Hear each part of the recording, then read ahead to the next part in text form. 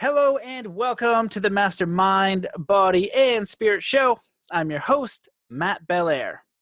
Today's guest is a thinker, writer, speaker, and wisdom keeper. She is one of Oprah's SuperSoul 100 teachers, a group of 100 awakened leaders who are using their voices and talent to elevate humanity. As a thinker, she shares her thoughts on Twitter, initiating creative processes and conscious communication. She is a mentor assisting those who seek self-development and a greater sense of being through intellectual and spiritual inquiry. Her straightforward and empowering tweets have already inspired hundreds of thousands across the globe, and her book, Know the Truth, Why Knowing Who You Are Changes Everything, is a collection of her most profound wisdom. Know the Truth opens readers' eyes to their inherent inner power and true potential. It will remind them of who they are and why they are here. Welcome back to the show, Gordana Biernat. Thank you so much for having me here. It's been a while since we spoke the last time. Yes, it has been a while. It's so great to have you back. I was saying at the beginning, it was episode 23. So I was super grateful you came on then. I'm super grateful you're back here now. And we were discussing at the beginning of the show, you were about to launch your book before you came on the first podcast. And everything that you set out to do, you're living, you're experiencing it now. So congratulations. It's so great to have you back. Welcome to the show. Thank you so much. Well, this is the manifestation. That's the book we were talking about. Hashtag Know the Truth, Why Knowing Who You Are Changes Everything. So I'm really, really excited to talk about that because it is an extension of who I am, who I truly am. And it feels beautiful to be able to explore my reality through the expression of this book, because I know that when I'm gone, it's still here and people can hear my thoughts. And that's really exciting to think about that. That is one of the most beautiful things with writing a book or creating some kind of art or anything that is left after we go, after we pass, to know that it is going to affect people even when I'm not here in this physical body. So it's a beautiful thing to have accomplished that. And I'm actually working on my second book right now, but that's maybe a year from now before it launches. So it's beautiful. I'm living my dream. As I said to you before we started, I'm really living my dream right now. Yeah, and I'm so happy to see that because I've been watching you on Twitter and watching you grow. So always rooting for your success and what you're putting out there because it's really beautiful. So why don't we just dive right into the book? Because I'm curious, in the title, it has so much information that I think is important, but really hard to sometimes live and understand, like, knowing our inner power and our true potential. And for me, I think that we all have a massive potential to live our dreams, to be inspired, which is to be in spirit. But the challenge is that life is kind of hard sometimes and we need to make money and we have all these challenges. And so it's like, okay, I saw this meme come up the other day. I thought was really good. And it was like, it's from a movie and it said, how much did they offer you to kill your dreams? What was the salary they offered? And, they go on to the scene of like, it was $24,000 and 3 years later I was going to quit. But we kind of get stuck in that track. So from what you've experienced and all the people you've talked to and what you feel, what's the first step of really understanding ourselves and connecting to that true power to like make that step to first find the vision of who we are and what inspires us? And then it's like, oh crap, okay, I know who I am now, but now I kind of have to do this thing that isn't as safe as, let's say, what a traditional path may be. Well, that's a big question you're asking, because I mean, there is not just one step. It's very individual, but knowing your own truth, knowing who you truly are. The thing is, when you know who you are, you also know who everybody else is, because we're the same essence. So to know who you are is to understand the spirit in you. That is why it's called, as you said, inspired, because when you know who you are in your own spirit. And that means that it will always put you on the right path, with your purpose here. When I ask people, I do talks and I ask people, what question would you ask yourself to put yourself on the right path in your life? What's the most important question? Most people answer, why am I here? And that's one part of it. But the true question you need to ask is, who am I? because you can't know why you're here unless you understand who you are. Why you are here are the desires that you have that are driving you in this reality. That's the purpose. So you need to understand, what do I love to do in this reality, without constraining yourself with what can I make money from. It's to not have the money part involved in it. Then you can find out what you love to do and also find your purpose in life. So I think it's the money that messes it up for us. We all know what we love to do. If you ask a child, what do you love to do, they will answer like that. But when we grow up, we have to ask ourselves, well, can I make a living out of this? And that's when it stops you. So the first step is to understand who you are. Because who I am, if I would describe myself to you, I would say, as you said, I'm a thinker, I'm a writer, I'm a mother, but these things are only masks I use in this reality to communicate with this reality. So a mask is not a bad thing. It can be a bad thing, but every one of us uses some kind of mask because we cannot show our true self to anyone. So those are the masks, but to understand that I am the stillness using those masks, that is who I am truly. So I would have to describe myself as, I am all that is experiencing itself through the desires of Gordana Biernat. That is a closer description of who I truly am than saying I'm a thinker and I'm a writer, because those are my desires. These are the things that I'm playing around with, but the I playing around with them is the stillness, looking at the movement around me. So understanding, finding that stillness and knowing that that stillness is indestructible, regardless of what happens to this body, regardless of what happens in this reality, that stillness, that I am looking out, feeling, touching things, experiencing things, that is indestructible and cannot be hurt by anything. So when you tap into that power, that is when you become a fearless creator in this reality. Oh, I love that idea. I love the idea of the fearless creator. I was talking to my girlfriend this morning, and we're doing like some Mm-hmm. planning, and it's kind of taking her through some of the stuff that I do. And like, what do you want to do? Like, we have a daughter now. Is like, do you want to travel the world with the daughter? Do you want to be in one spot? Do you want to go in the mountains? What do we want to do? And it's interesting when you start asking people questions like, what do you want to do? And what I think happens is that our logical mind, our ego, is designed to keep us safe. When we cross the street, it looks both ways, so we do not die. And so when we say, what do you want to do? What's your highest vision? What's your soul calling? Your consciousness and your ego goes, okay, I need food. To get food, I need to get the paper. If I can't get the paper, then you're going to kill me. So I know you want to be an artist. You're really inspired by this, but I really don't want to die. So how about we just shift it over here? Mm-hmm. But I think that when we go into what you refer to as the stillness, the true essence of who we are, that spirit or the heart or whatever you want to say, it knows you're eternal. It knows you're connected to something bigger, and it knows that you're capable of a lot more than your ego or tiny mind can even comprehend. And so if we can touch on that part, then we can find that vision a little bit more clearly. So maybe you could speak a little bit more about just fear, and like, how do we tap into that if somebody is like new to this and they're like, okay, I hear you, I want to tap into that deeper part of myself, but I don't really know how to start. It sounds good, but how can I kind of move towards that to uncover a vision and then take those steps? Because especially if you have a family and all the things that go along with that and supporting, you're going to have more riding on it. It's going to be even more fearful. So you're going to want to feel that certainty in that connection. Mm. Well, this is the thing, and I've realized this. It took me a whole life to realize this, that every time I tap into fear, I fall asleep. I am not present. My spirit is not present when I fall into fear.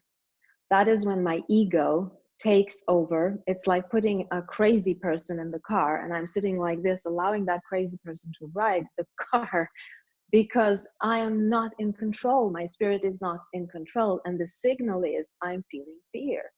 So I have to stop myself and, in a way, create some time between me and the fear.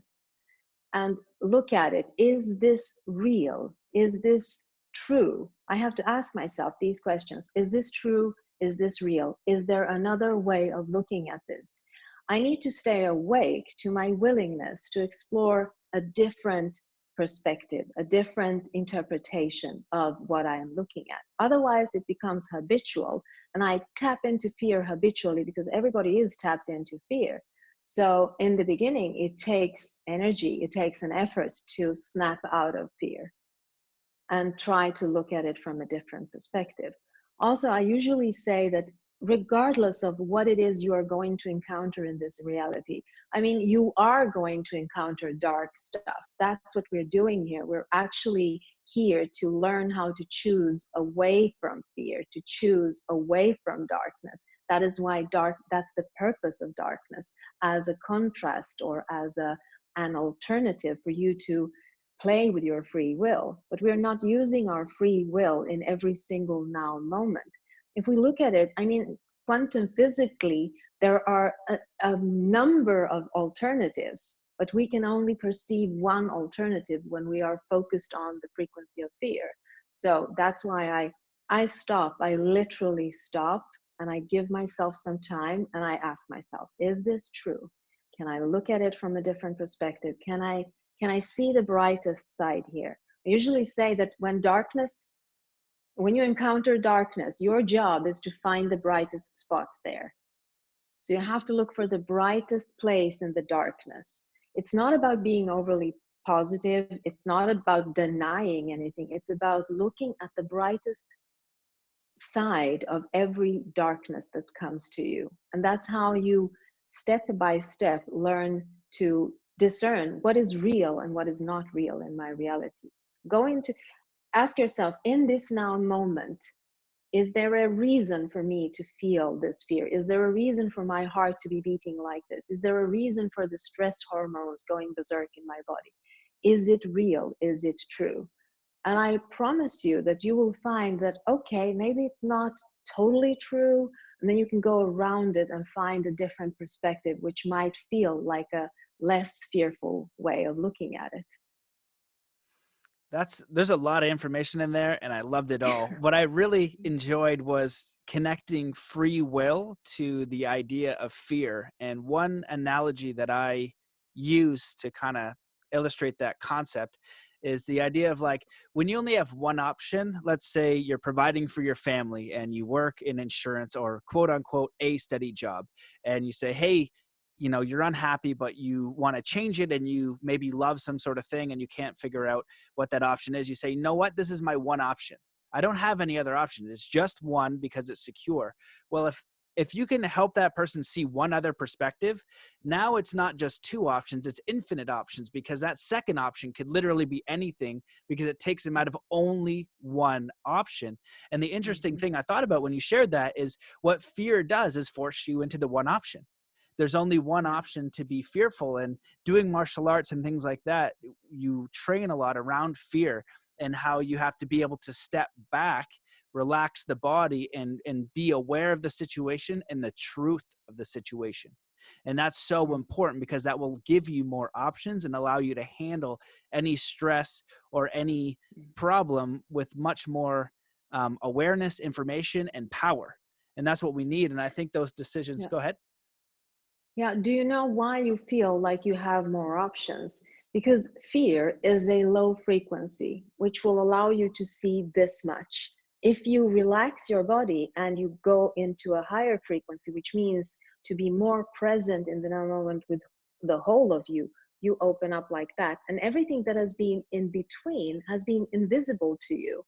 And you are able to see it because you relax. You can feel it in your body. When you are in fear, the body is tense and it is retracted into a small area. When you feel joy or just presence, you open up. And that is literally what happens, because you can see more of the reality, of the physical reality, when you are not in fear. It's a frequency. It's like tuning into a radio. If you're tuned into a specific frequency, you can't listen to everything else. You can just listen to that frequency. So if you tune into a higher frequency, you will hear something else. In this case, you will see more options. Your mind will find more options because they are there for you to find if you are in the higher frequency.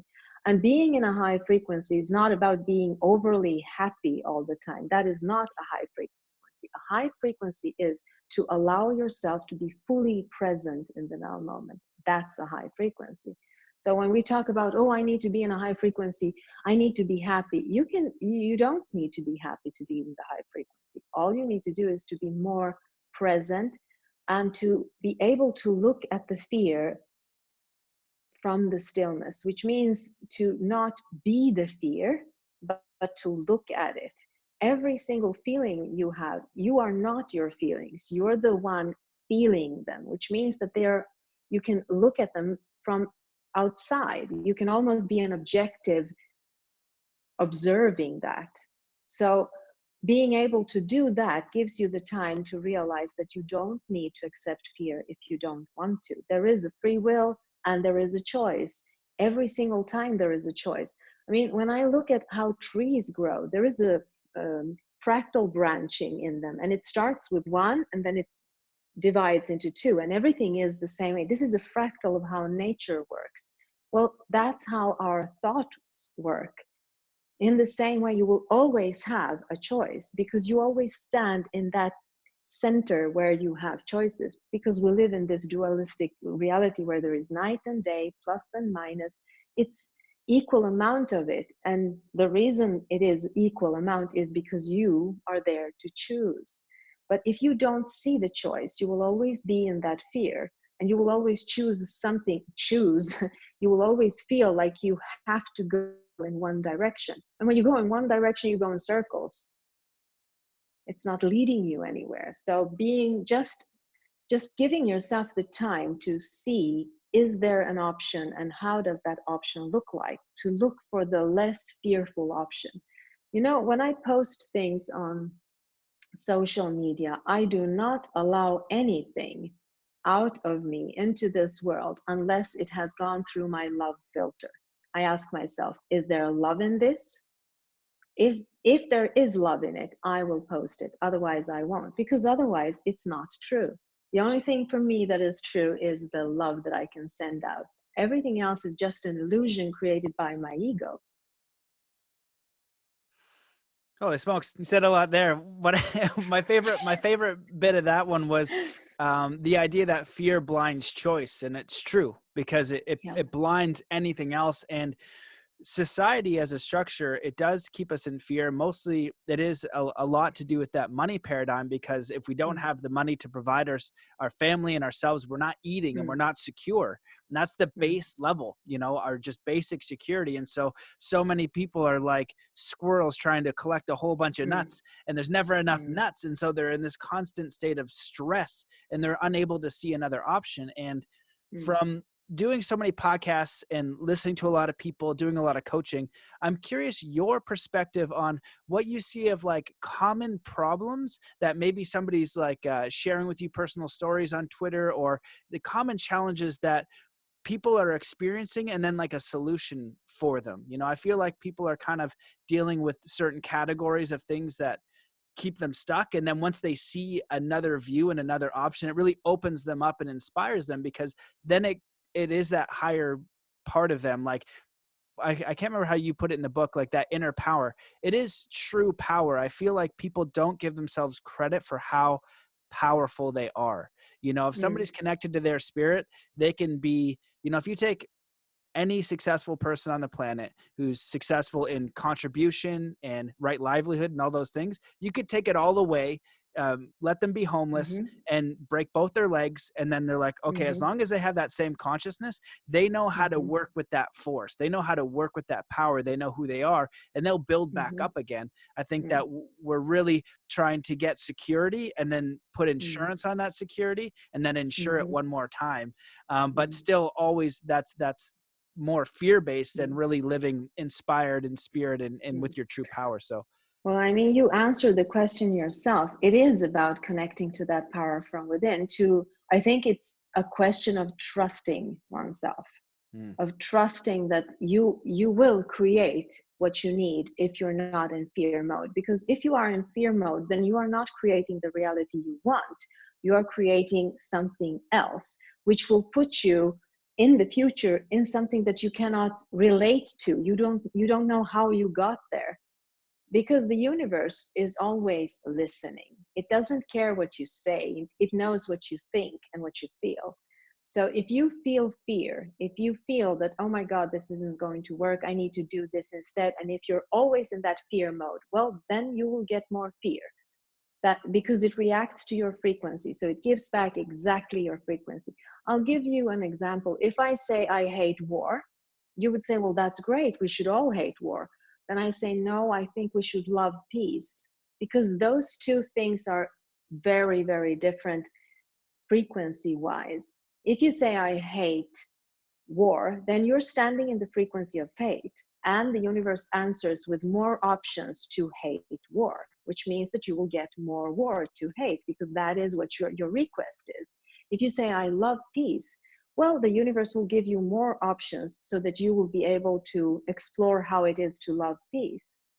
When you look at it initially, it looks like one and the same thing, but it is not. It's the same thing when you are figuring out, what am I supposed to do in this reality? If your answer comes from a place of fear, I need to do this to survive, well, the universe will give you more options so that you will be able to explore how it feels to survive.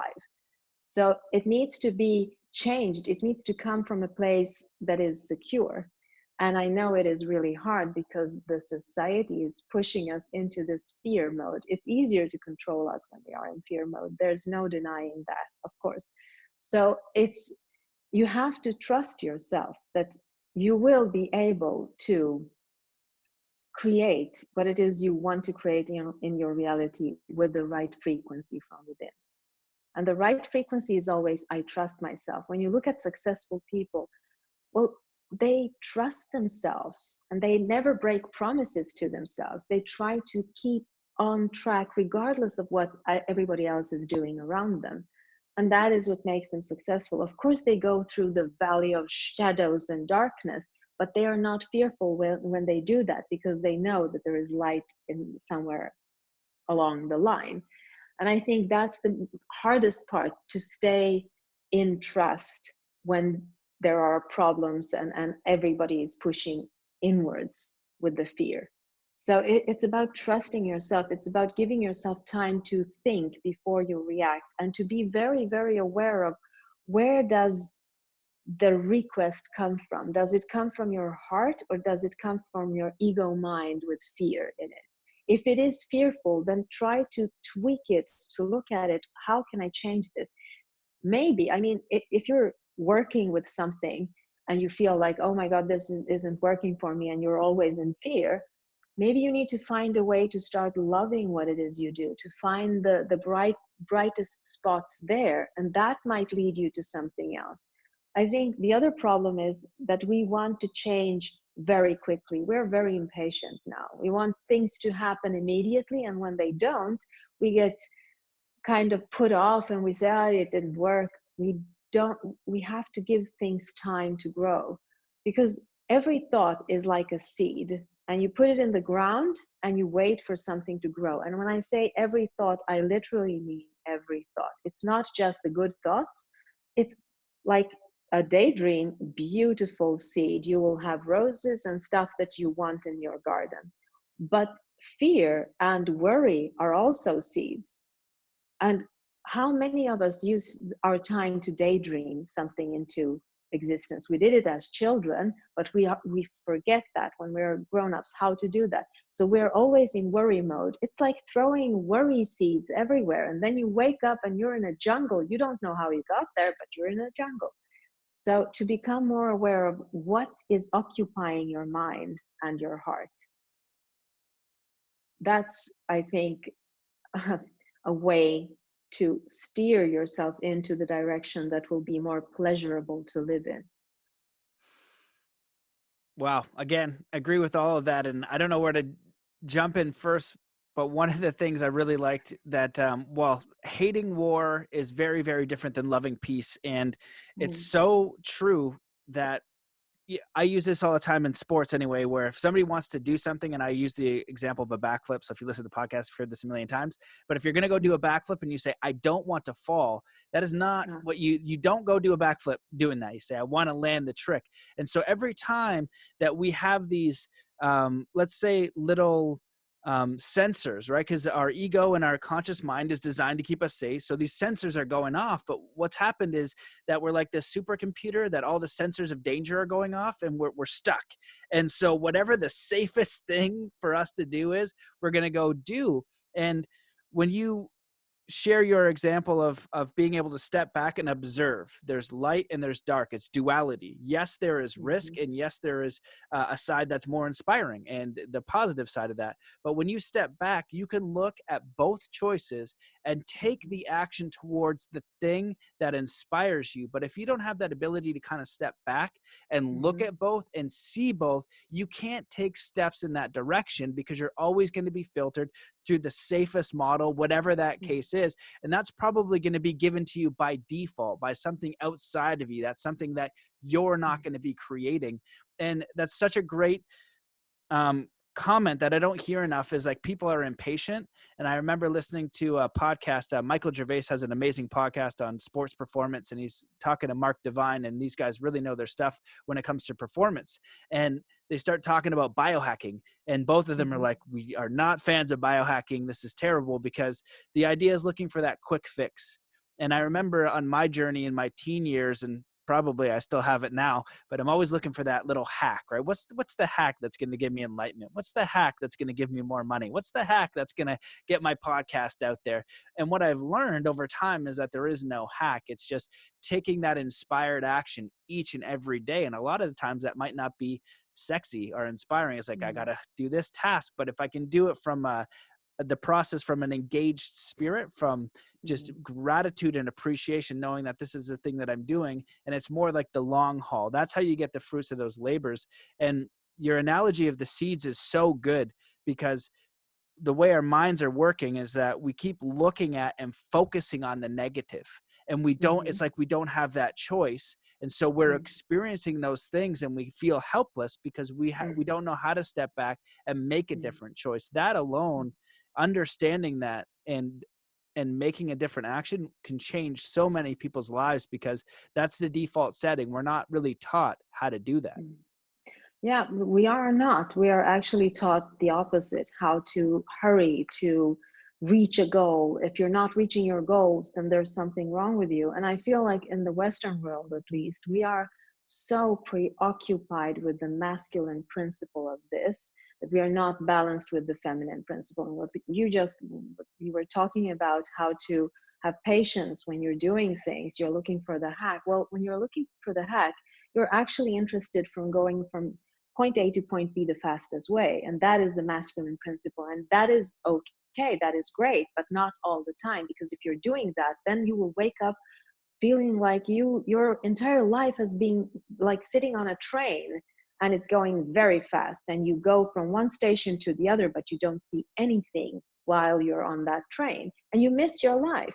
What you want to do is to explore the way from point A to point B, and that means to have patience and trust that everything will work out. If you're looking for the brightest side of everything that you encounter in your reality, you will have a richer life in one way or the other. So it's not going from point A to point B the fastest way. And I think that we're taught this in school. You have to finish your work, and everything is competition. You need to compare yourself to everyone else.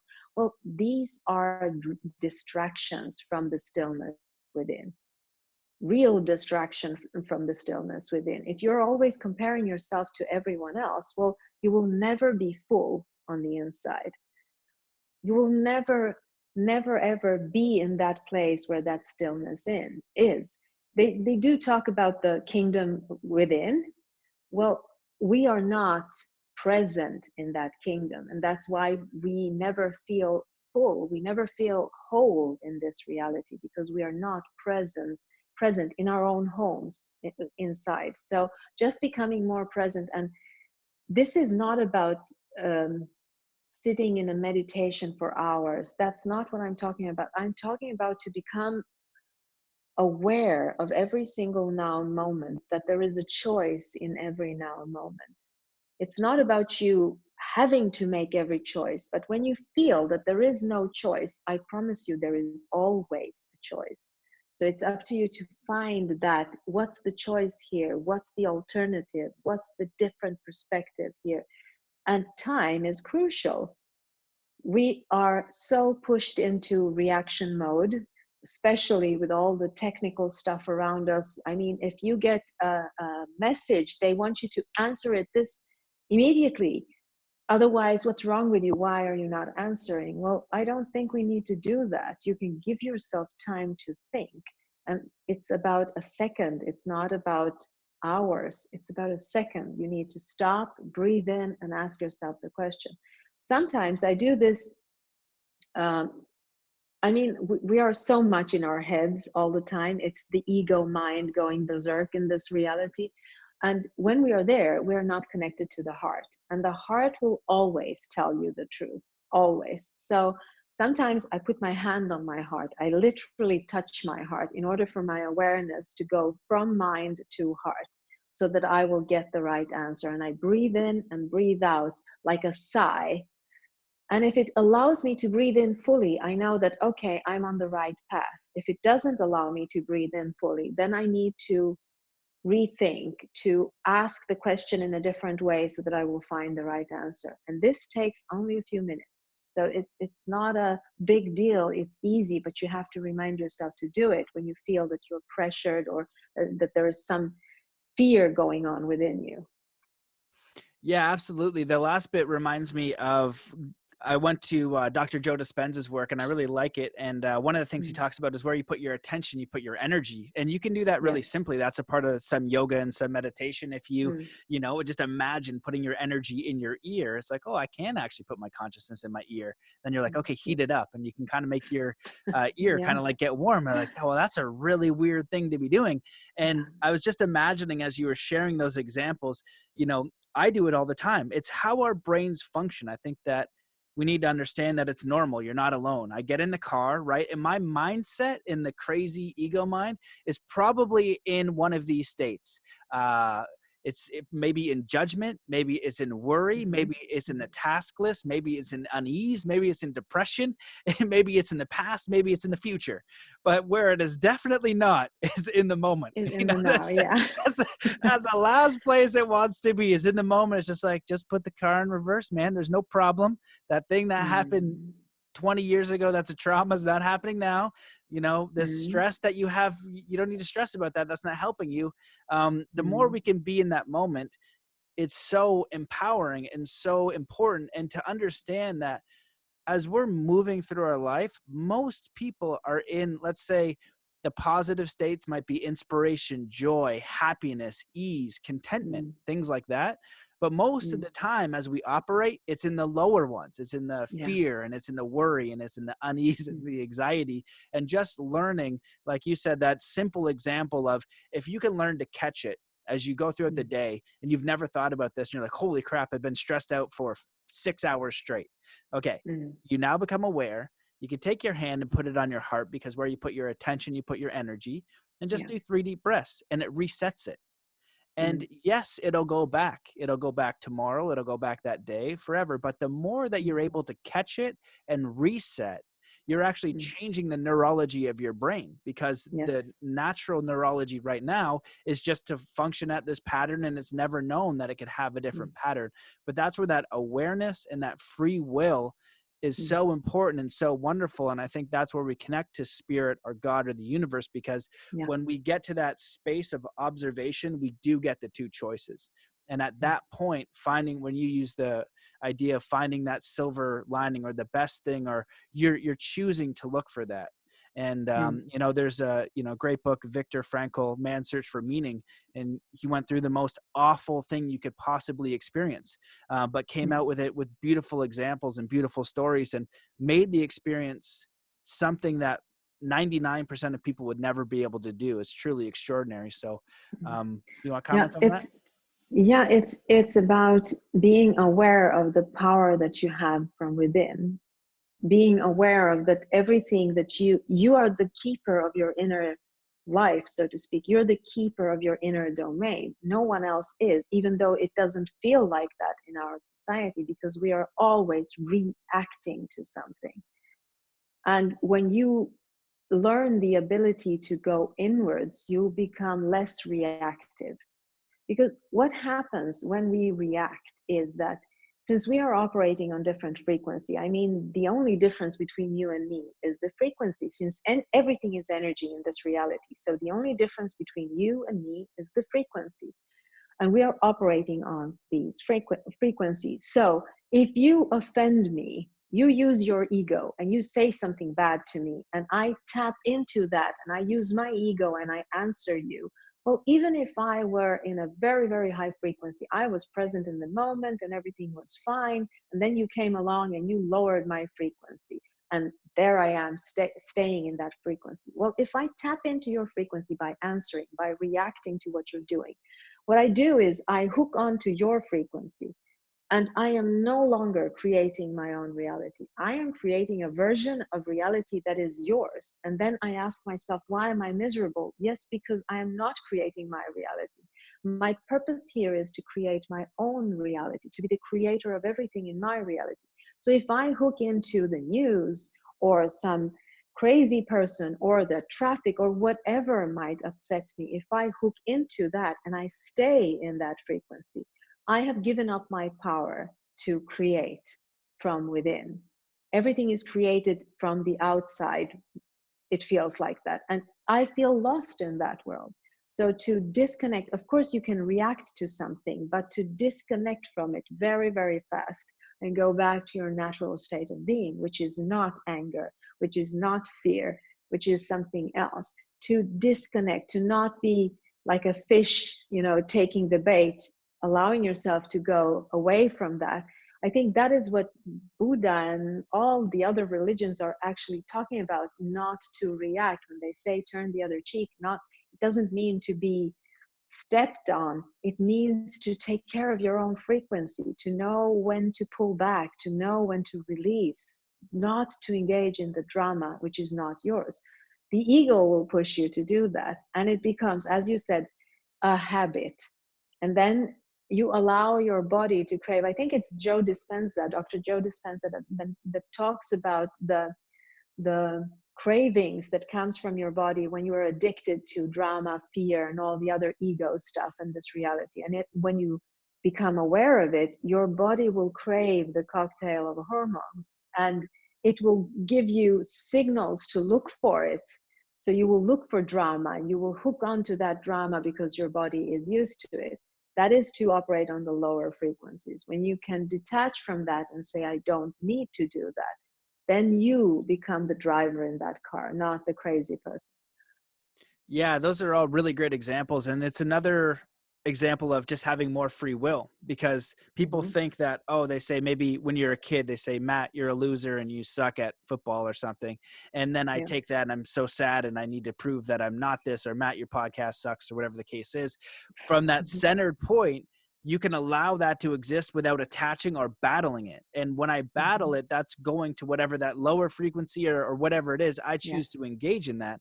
Mm. And again, that's what they teach you in martial arts, is just to allow it and observe it. And you could even observe the anger. I might be like, I Yes. am now angry and I am imagining hitting you with a hockey stick. You know, Mm-hmm. I don't need to do that, but I can observe it and then it'll dissipate. It'll go away. Yes. But when I just react, then you are going to be what's the word for it, like a victim of all your environment. Somebody cuts you Yes. off, they're terrible. You know what I mean?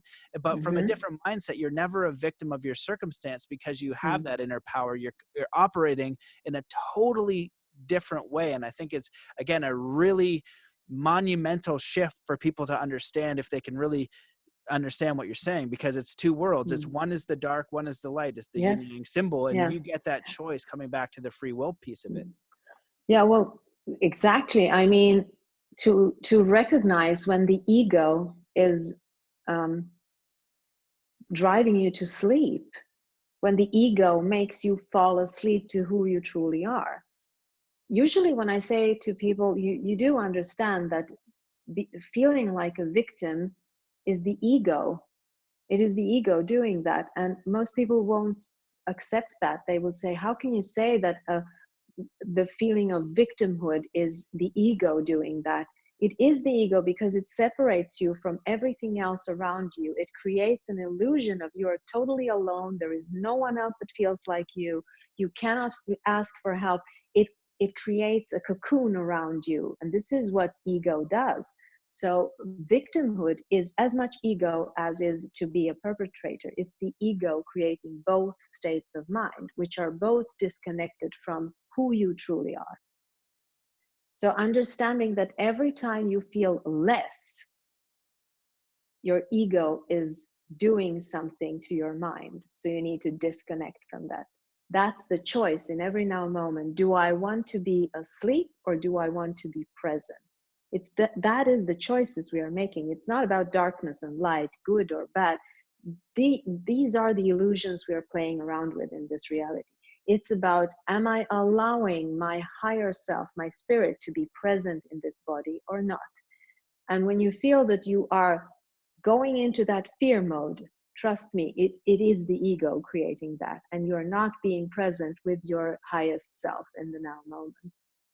So understanding that that's a way to start to get the feel of what are the choices in the now moment. And it's in every single split second these things happen. I have to wake myself up sometimes. I feel like I'm gliding in, especially when I'm tired. I have too much to do. I'm overwhelmed. Oh my God, it's so bad. And I get into the victim mode. And then I go, oh, wait a minute. This isn't me speaking. This is the victim speaking, and I'm not the victim. So sometimes I tell my victim, wait a minute, I will feed you with what you need, but not right now. Now I need to be present.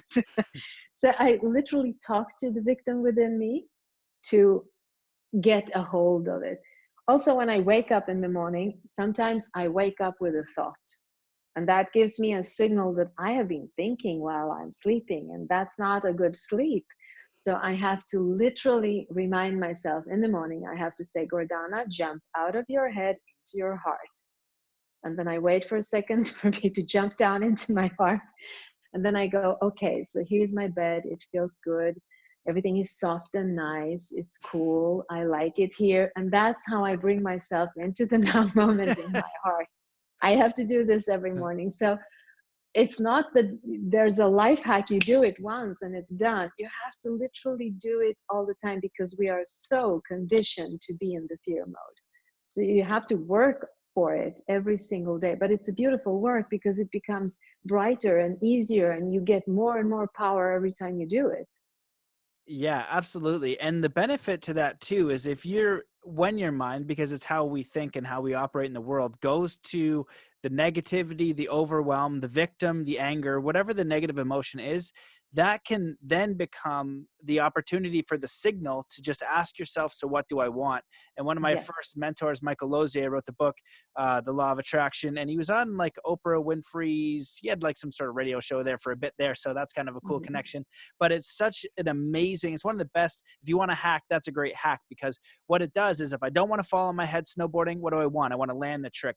If I don't want to be in a victim mode, what do I want? I want to feel empowered and peaceful or content. And so each time you get that signal, now that's your opportunity to recognize it and become aware, to become and step back, to move into presence. And you're going to get them all the time. So Mm-hmm. now it's just a choice to recognize it, because your Yes. mind is going to do that to you, and you can recognize it, and you can always switch back. So it's actually helping you and it's guiding you in the direction that you truly want to go. It's kind of like Mm. bumper bowling. The negativity is Yes. going to hit that, and you can kind of center yourself. And Yes. that's how we're navigating this reality. We're kind of Yeah. oscillating back and forth. But when we're more aware of that, we can make better decisions. Yeah, absolutely. Absolutely. Because as I said, we live in a dualistic reality, and you will always encounter something that is of a darker nature. That is embedded in being in this physical reality. You can't avoid it. But to understand that it's just a signal. When you feel that you're leaning over to fear, your higher self is telling you you're out of alignment. Align yourself back to who you truly are. So it's a signal. but we miss the signal. We think it's a mental state where we need to stay, and we don't. It's like burning your hand. You have to take it away from there and start figuring out how you're going to heal. Everything is in cycles. You were just talking about how you have to oscillate a little bit to stay in line there. Everything goes in cycles. So sometimes life is going to be up and everything is cool and everything is nice, and then it goes down again. To understand what the signals are from the universe is, when you go up, that means to enjoy, expand, grow, and then it goes down again. That means soothe yourself, retract, evaluate, restart, and then you go again. That's all it is. It's a signal for what you need to do in that now moment. Not to beat yourself up because you're in a dark place. You failed, everything is horrible. It's like asking for the moon to be full moon all the time. It's not. It's going to change and shift. So does everything in our lives. I think also we have this in our society where everything has to be great, good, cool, nice all the time. And it isn't. So if we come into a cycle which goes down, I'm so depressed, and we think that there's something wrong with us. And there's nothing wrong with us. It's just the signals and how we react to these signals.